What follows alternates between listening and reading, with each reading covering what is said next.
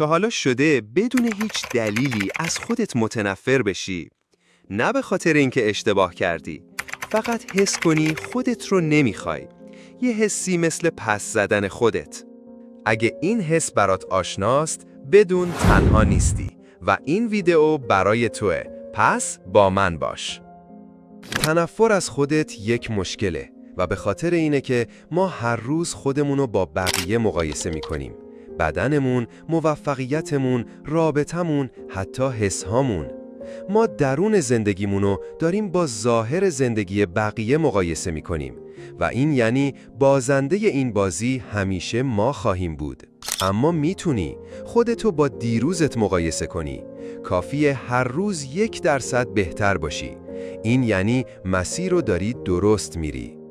تو ذهنمون یک دشمن داریم که صدامونو ضعیفتر نشون میده. وقتی میخوای شروع کنی بهت میگه تو نمیتونی. اون از شکست نمیترسه، از تلاش تو میترسه. اون دشمن خود ماییم. ورژنی از ما که راحتی رو به رشد ترجیح میده. میترسه دیده بشه چون ممکنه قضاوت بشه. ترجیح میده رویاها رو فقط تصور کنه، نه دنبال کنه. اون یه نسخه ترسو، تنبل و پر از بهونه است.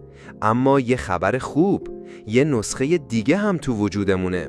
کسی که درد رو تحمل میکنه، بلند میشه و تا تهش میره. انتخاب با خودمونه. اشتباهات گذشته ما همیشه سعی میکنن ما رو تعریف کنن، ما رو محدود کنن به چیزی که بودیم، نه چیزی که میتونیم بشیم. اما گذشته فقط یه معلمه، نه یه زندان. تا وقتی زنده‌ای میتونی ورق و برگردونی. تو خودتو گم کردی. تو بین صدای بقیه صدای خودتو نشنیدی.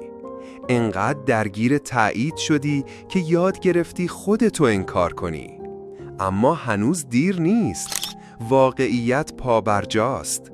کافیه دوباره خودتو به یاد بیاری.